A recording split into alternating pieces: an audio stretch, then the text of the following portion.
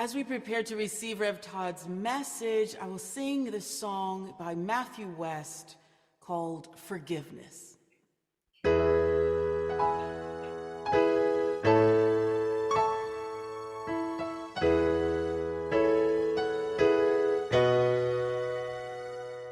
It's the hardest thing to give away and the last thing on your mind today. It's always anger's own worst enemy. It's the opposite of how you feel when the pain that they've caused is just too real. It takes everything you have to just say the word forgiveness.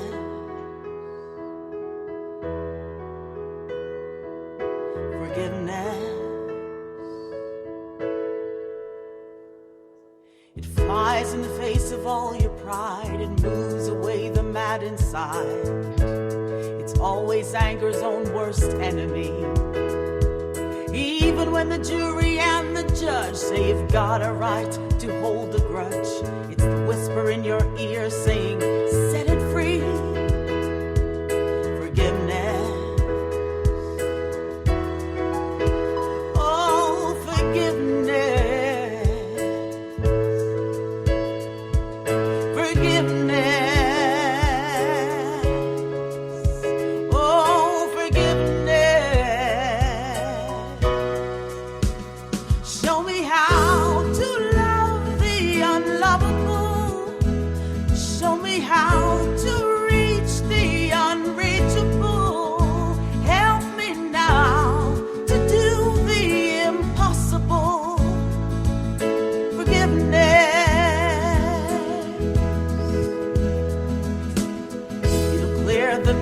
Away. It can even set a prisoner free. There is no end to what its power can do. So let it go and be amazed by what you see through the eyes of grace. The prisoner that it really frees is you. Oh, forgiveness. Oh, forgiveness.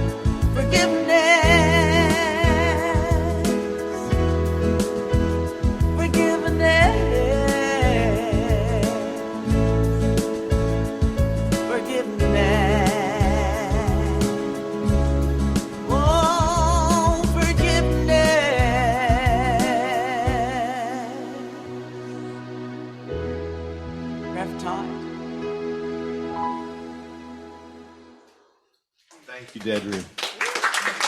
Oh, what a beautiful song.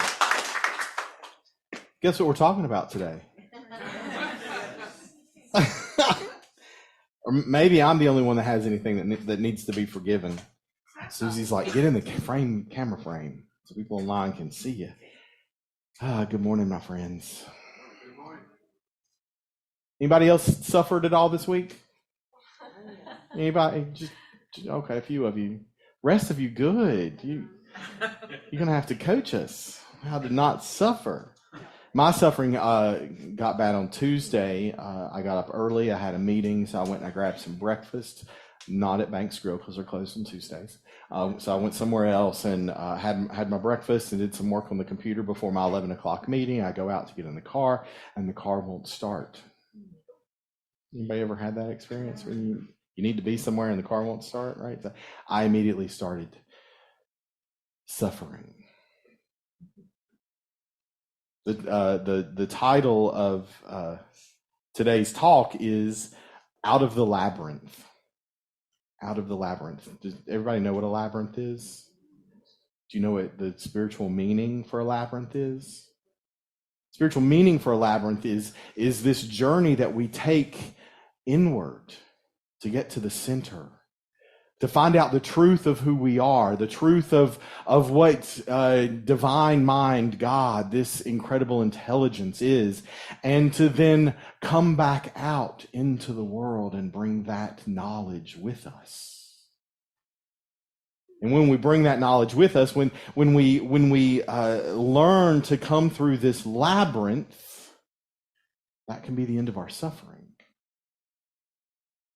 The only way out of the labyrinth of suffering is to forgive.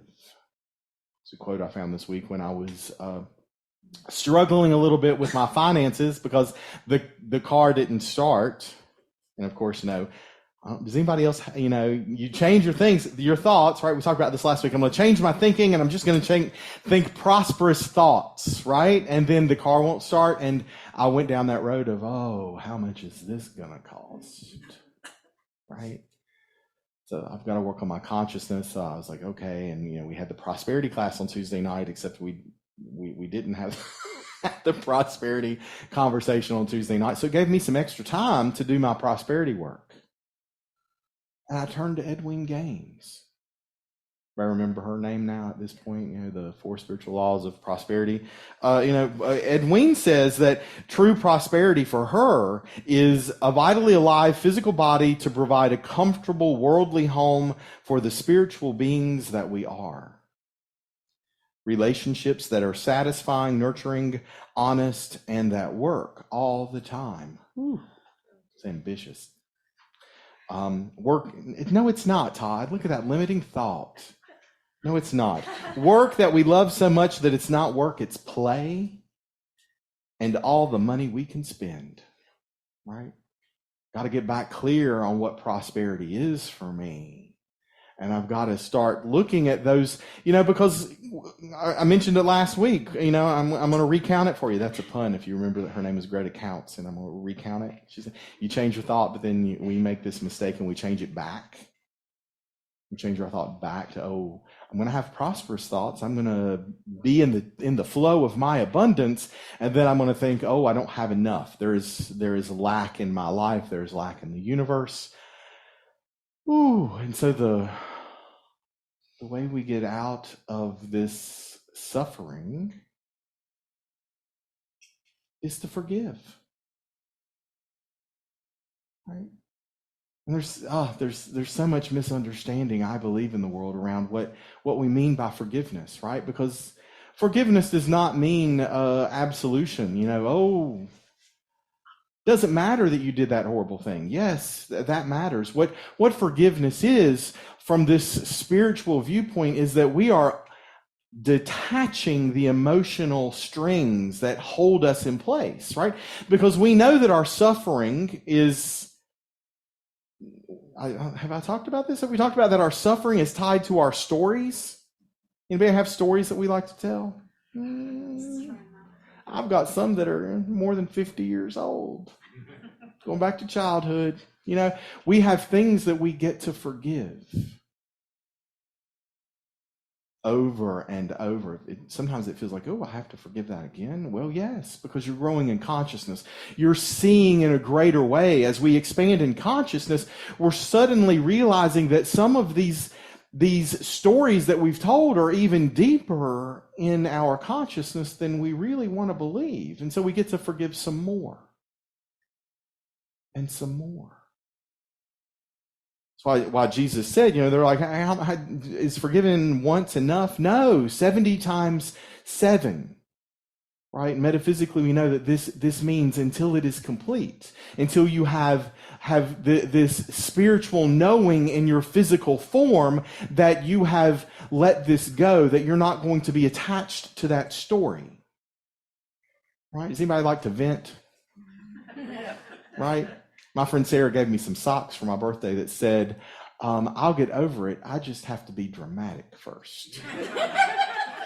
And that's true, right? Because I can be dramatic. I know that will shock some of you that haven't been in a board meeting, but I can be dramatic. But we like to vent because we like our stories. We like our stories, and venting allows us to retell our story. You know what happens physiologically when we retell our story? We reconnect to those hormones in our body, like we get to reignite some of those emotional triggers that pull us away from our knowing, right? Because our emotions are going to get tied up in anger and fear and lack and jealousy and rage. And our knowingness knows that there is only one power, one presence,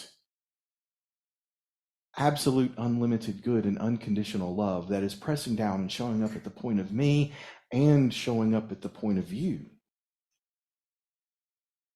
See, our stories, our venting, this drama that we get pulled into makes us forget those first two principles. And then we spiral, right? We start to spiral down, right? Look, spiral dynamics again. We start spiraling down into this consciousness where we want to be a victim in the world. Ooh, I started to be a victim when my battery wasn't working. I had another victim experience here. I'm gonna call him out. I have a new mug. Y'all like my new mug? I saw it. Scott and Yvonne went out shopping and they saw this and they said, we thought of you.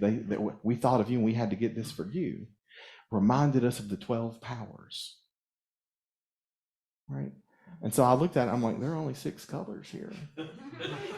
But if you remember at the end of June of last year, I hung a pride flag inside our building. I didn't hang it out because we hung it inside to start doing the internal work about what does pride represent.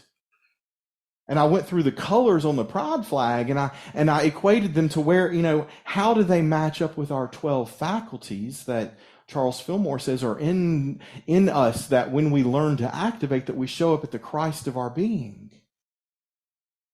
And I love this mug. I carried this mug all over Lake Junaluska. People knew it was mine, right? And then I come back to town. And I am coming across the bridges from Beaufort coming into Moorhead. Anybody ever done that? Have I told y'all before how I don't like people cutting me off and tailgating me and stuff like that? Have I mentioned that gets on my nerves? So I am having a sip of water, Telling your story. looking in the rearview mirror, and I see this car hightailing it up the bridge. Coming from Radio Island into the mainland, it's only a 2-lane road. You cannot pass me. Why are you speeding up? Ooh, I got in my story, y'all. I decided I needed to suffer, and I put that person outside of my heart. I put that person outside of my heart. I did not recognize the second principle, and that this is absolute unlimited good pressed down and showing up in my life. And so then we come across the bridge, and now it's 2 lanes and they can pass me, right? And I'm just going to ignore them because we don't want to wave unless we wave with all our fingers, right? But I happen to look over. You all know that everybody knows my car, right? I can't go out in Carteret County and people not know that it's me, because who else drives a bright orange Rogue Sport? And I look over and it was Yvonne who wanted to wave at me.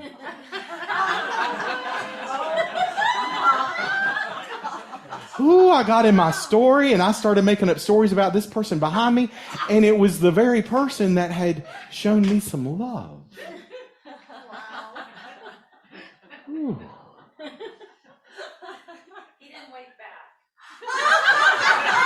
I think I did. I nodded. I did that man nod where, oh, I know you. Hey. That happened with me and Scott. I saw it was Scott, and then I tried to wave, and he's like, I wish he was here right now. So I have forgiveness work to do. I get to forgive myself for putting someone outside of my heart, especially someone that I dearly love. You know, somebody that is well known for bringing me soup and all kinds of stuff when I'm not feeling well. But I also get to go back and I get to re-forgive all of these people that tailgated me and cut me off before. All these stories that I have told myself where I put people outside of my life, outside of my heart. Right? Because there's only one life, God's life. We're living it now. We are the heartbeat of the one. And we have to invite everyone in. No matter what language they speak, no matter who they vote for, no matter if they know how to use a turn signal. Right? Where do you decide the line is where you can decide someone is unlovable? Right, there's not one. There's not one. Because at the end of this, there is only eternal life, love, unlimited. And when we can journey in to the center of the labyrinth and know the truth, and then journey out of the labyrinth with a clean heart, knowing the truth, welcoming everyone that shows up, and bring that truth back into this playground, we get to bring a little bit of the kingdom. We get to bring our kindness into the world and know that God is and I am. And there is only love. So the name of the book that I went to, you know, as I'm reading this and I get this quote is you know, because I've downward spiraled and you know, and there's lack, and it's like Edwin Gaines wrote a book that's called How to Become Debt Free. Forgive. So I'm reading this book and I have I've given you a couple of quotes from it, along with some quotes from Charles Fillmore that you can look at and explore and see what they mean from you. But she gives us a whole list of questions of, you know, how to become debt free. Well, is there anyone anywhere that I have put outside my heart? Not in the past 5 minutes, but ever. Right? See, putting someone outside of our hearts is, I'm going to use an archaic term that's going to, putting someone outside of our hearts is a sin. Ooh, we don't like that word, do we? Say again? Miss the mark. Miss the mark. To put someone outside of our heart is to miss the mark, is to not see the truth of who they are. And so we are always invited to forgive and welcome everyone and everything back into our hearts in the perfection of who they are, not in approval of everything they've done, right? Anybody else have some problems with the external stuff in the world? That's not who we are. We have to welcome the truth of who they are. Sin is the result of desire manifesting itself in erroneous ways and may be compared to the errors of the child working a problem in mathematics. When the error is discovered and there is willingness to correct it under the law of forgiveness, man erases it as easily as the child rubs out the false figures in the exercise. Are y'all ready to erase those thoughts that don't serve? You ready to erase those thoughts that would put anyone outside of your heart?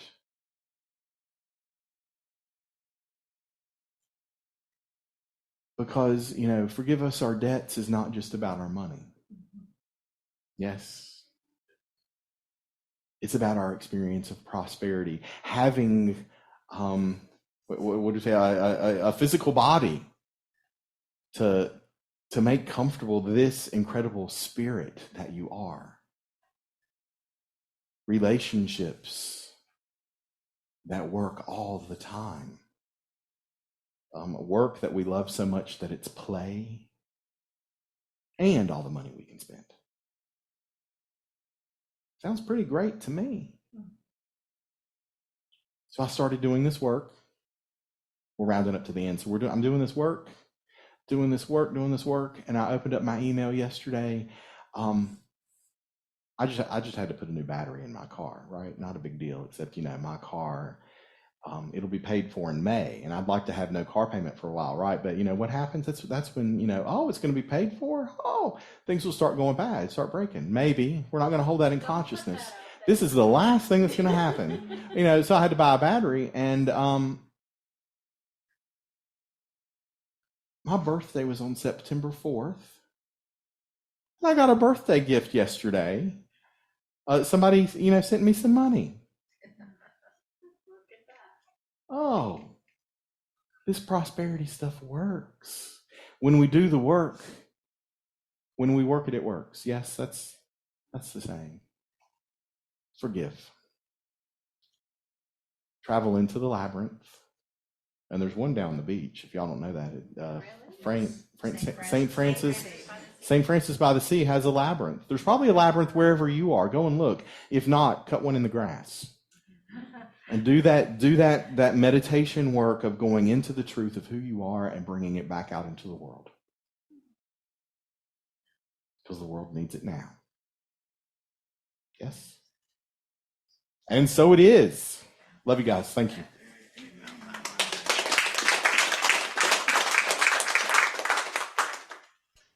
Thank you, Rev Todd, for this beautiful reminder that we have to forgive, and not just others, but ourselves as well. And I must admit that part is the most challenging for me. It's forgiving myself. There is nothing you could ever say that could make me turn and walk away. You are safe. You are safe. There is nothing you could ever do that could turn my heart away from you. You are loved.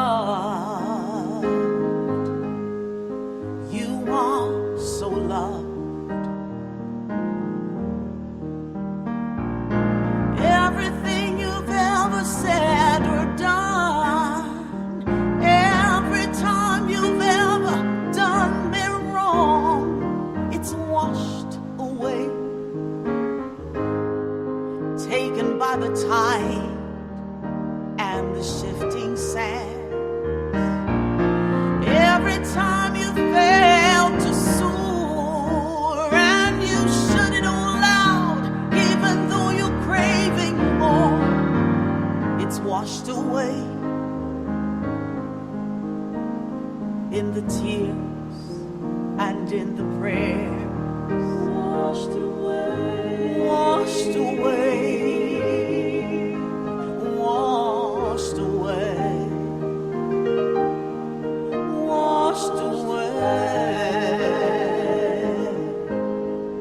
washed away. And if you put a hand on your heart, there is nothing you could ever think that could push me to the edge, the brink. You are free.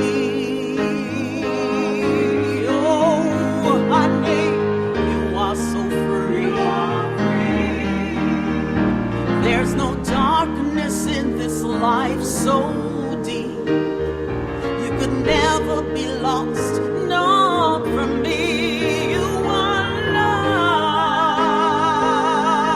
Oh,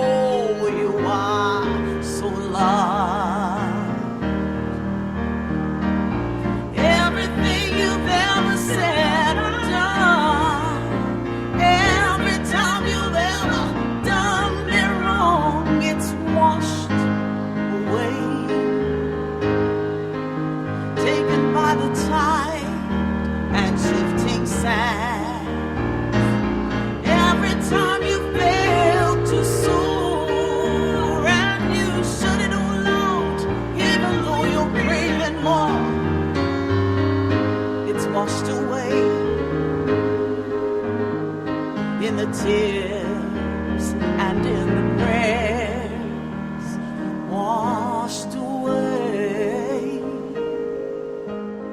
washed away, washed away, washed away. Everything you've ever said or done, and every time you've ever done it wrong, it's washed away, taken by the tide and the shifting sands. Every time you fail to soar and you shut it all out, even though your heart's craving more, it's washed away.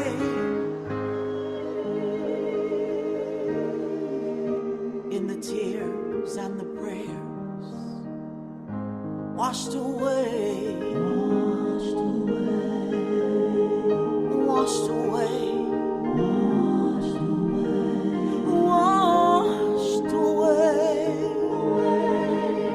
washed away, washed away,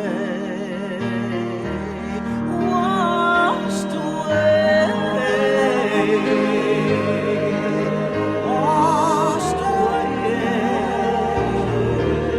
washed away,